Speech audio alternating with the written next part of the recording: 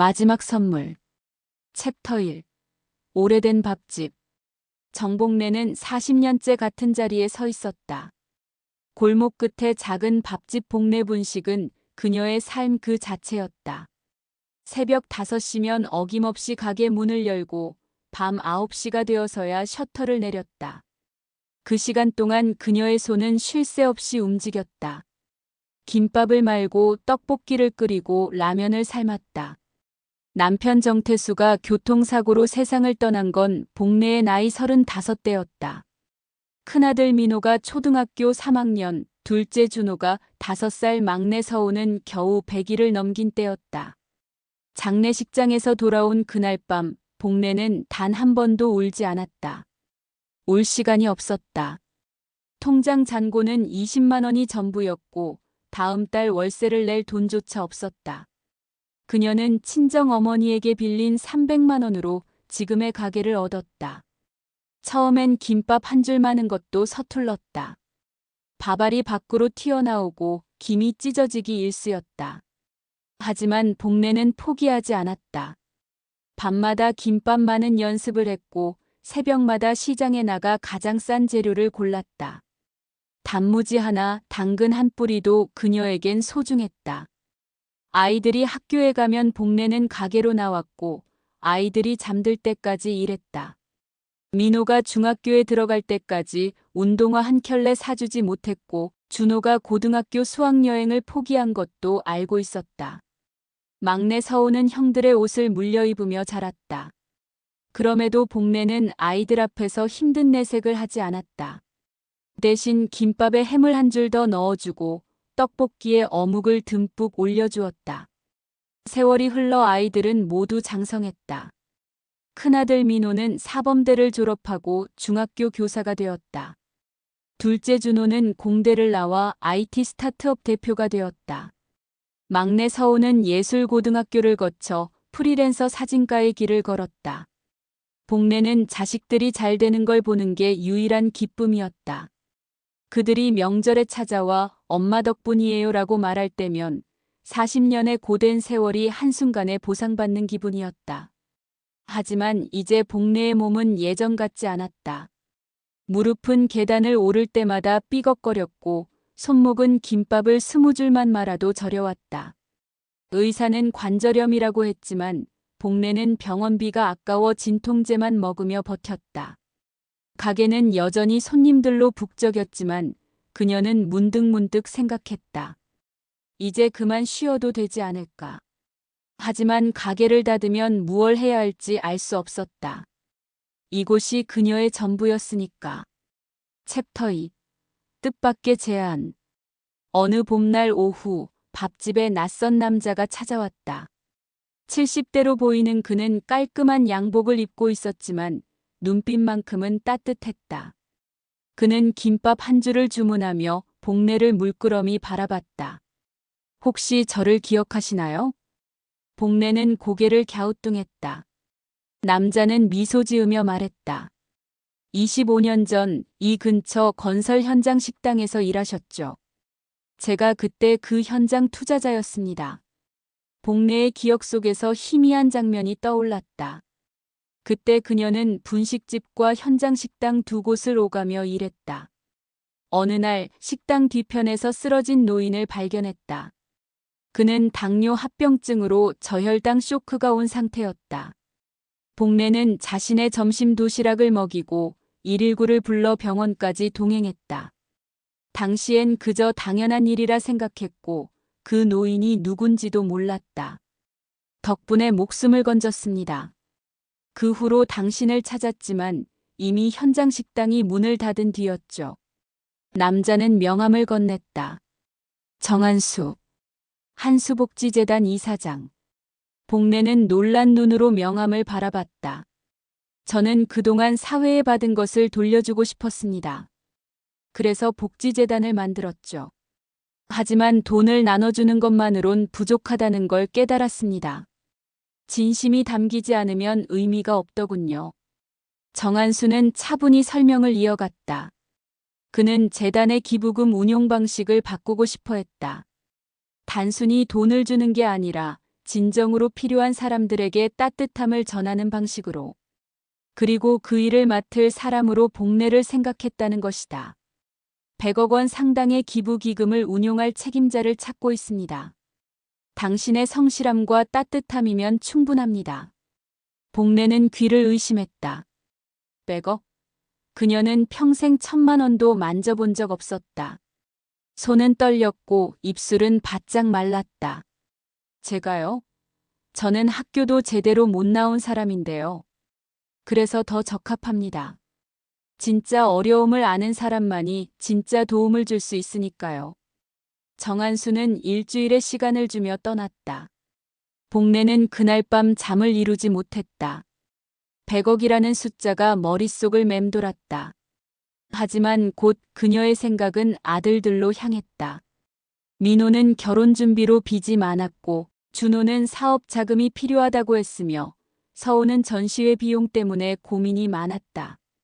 이 돈이면 아이들을 모두 도와줄 수 있을 것 같았다. 며칠 후 복내는 정한수에게 전화를 걸었다. 하지만 그녀가 한 말은 뜻밖이었다. 제가 직접 하긴 어려울 것 같습니다. 대신 제 아들들 중 한 명에게 맡기면 안 될까요? 정한수는 잠시 침묵하더니 말했다. 좋습니다. 하지만 한 가지 조건이 있습니다. 당신이 직접 그 아들을 선택해야 합니다. 그리고 그 선택이 옳았는지 제가 테스트하겠습니다. 복내는 알 수 없는 불안감을 느꼈지만 고개를 끄덕였다. 챕터 3. 새아들의 반응. 일요일 저녁 복내는 오랜만에 새 아들을 집으로 불렀다. 좁은 방에 네 사람이 둘러앉아 옛날 생각이 났다. 아이들이 어렸을 때 이 작은 방에서 함께 밥을 먹고 이야기를 나누고 잠들었던 시절. 복내는 조심스럽게 말문을 열었다. 너희들에게 할 말이 있어.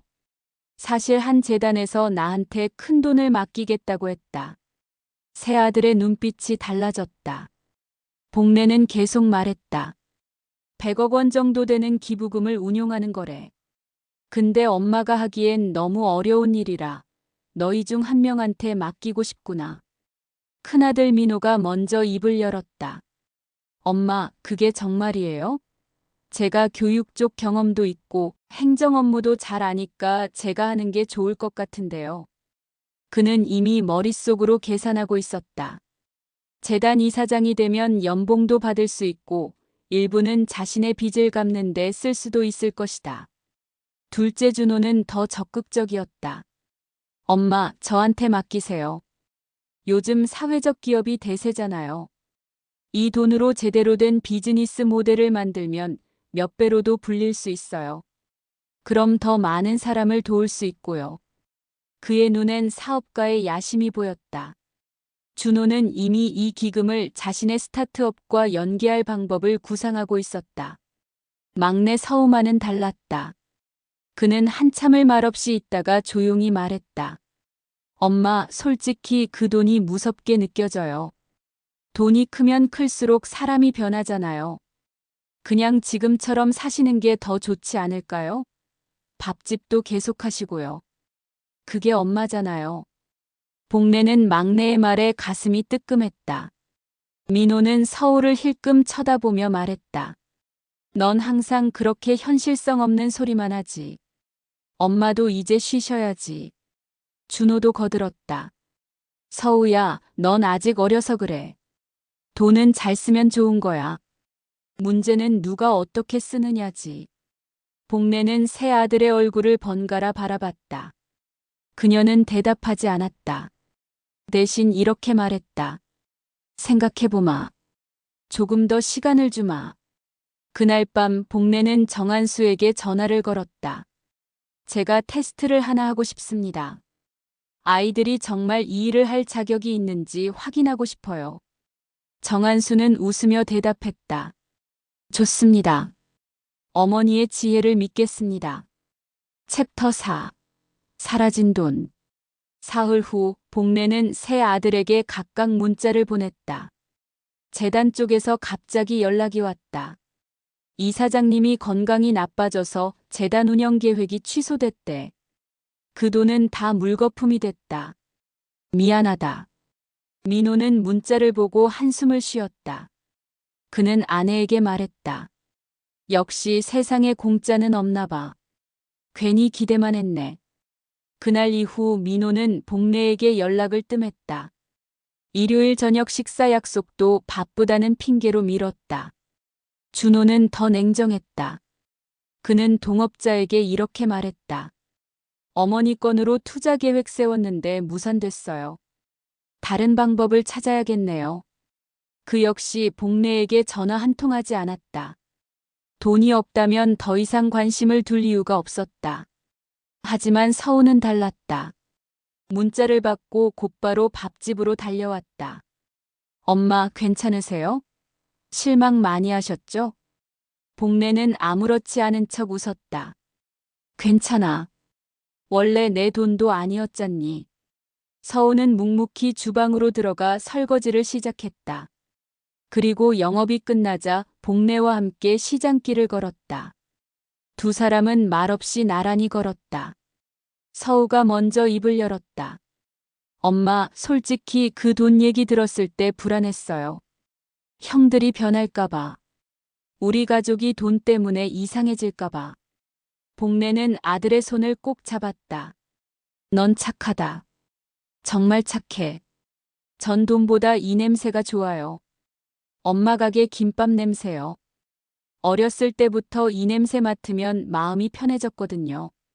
그날 밤 복래는 오랜만에 편히 잠들었다. 테스트는 끝났다.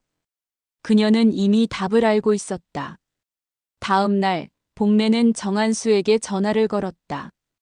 결정했습니다. 막내 서우에게 맡기고 싶습니다. 현명한 선택입니다. 그렇다면 이제 마지막 단계를 시작하겠습니다. 챕터 5. 진짜 상속자. 한 달 후 복래는 한수복지재단 본부에서 열리는 기자회견에 초대받았다. 서우도 함께였다. 둘은 긴장한 얼굴로 회견장에 들어섰다. 민호와 준호도 소식을 듣고 부랴부랴 찾아왔다. 그들은 어머니가 왜 여기 있는지 의아해했다. 정한수가 단상에 올랐다. 오늘 이 자리는 한수복지재단의 새로운 시작을 알리기 위함입니다. 우리 재단은 그동안 물질적 지원에만 집중해왔습니다. 하지만 이제는 진정한 마음의 나눔을 실천하고자 합니다. 그는 복래를 바라보며 말을 이었다. 정복래 씨는 40년간 작은 밥집을 운영하며 세 아들을 홀로 키워낸 분입니다. 그분에게 우리 재단의 기금 운용을 제안했고 그분은 자신이 아닌 자식 중 한 명을 선택하셨습니다. 기자들이 웅성거렸다. 정한수는 계속 말했다. 그 선택 과정에서 우리는 한 가지 테스트를 진행했습니다. 세 아들에게 돈이 사라졌다는 소식을 전한 것입니다.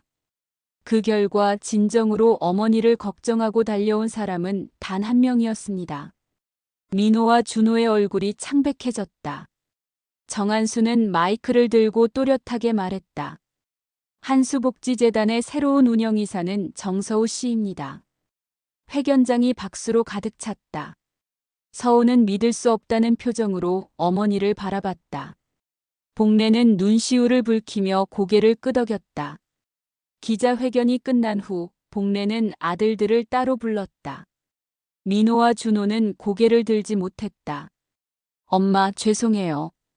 저희가 너무 이기적이었어요. 복래는 조용히 말했다. 미안할 것 없다. 너희도 각자 삶이 있으니까. 하지만 엄마는 이번 일로 깨달았다. 돈보다 중요한 게 뭔지 말이야. 그녀는 서우에게 낡은 노트 한 권을 건넸다. 이건 엄마가 40년 동안 적어온 레시피와 손님들 이야기야. 내가 이걸 가지고 새로운 걸 만들어줬으면 좋겠어. 엄마. 서우야, 넌 사람들에게 따뜻한 밥을 나눠줘. 돈이 없어도 외로워도 배고파도 괜찮다고 느낄 수 있는 곳을 만들어줘. 서우는 울먹이며 노트를 받아들었다. 에필로그. 석 달 후 복래 분식이 있던 자리에는 새로운 간판이 걸렸다. 서우의 부엌. 그곳은 무료 식당이었다. 누구든 들어와 따뜻한 밥 한 끼를 먹을 수 있었다. 노숙자도 혼자 사는 노인도 끼니를 거르는 학생도 환영받았다. 개업식 날 복내는 가게 앞에 섰다. 옛날처럼 김밥을 말지는 않았지만 손님들을 맞이하는 건 여전했다. 서우는 주방에서 요리를 했고 자원봉사자들이 홀을 돌봤다. 민호와 준호도 주말마다 와서 일손을 거들었다. 어느 날 저녁 복내는 벽에 걸린 간판을 보며 중얼거렸다. 돈은 사라져도 사랑은 남는구나. 서우가 다가와 어머니의 어깨에 손을 얹었다. 엄마, 이게 진짜 선물이에요. 엄마가 제게 준 마지막 선물. 복내는 아들의 손을 꼭 잡았다. 40년의 무게가 비로소 가벼워지는 느낌이었다. 그녀는 창밖을 바라봤다. 석양이 골목을 붉게 물들이고 있었다. 낡은 골목이었지만 지금은 그 어느 때보다 따뜻해 보였다. 복내는 작게 미소 지었다. 이제 그녀는 알았다. 진정한 유산은 돈이 아니라 마음이라는 것을. 그리고 그 마음이 다음 세대로 이어질 때 비로소 인생이 완성된다는 것을. 밤이 깊어갔지만 서우의 부엌은 여전히 불이 환하게 켜져 있었다. 그곳에선 오늘도 누군가의 배를 채우고 마음을 따뜻하게 하는 밥이 지어지고 있었다.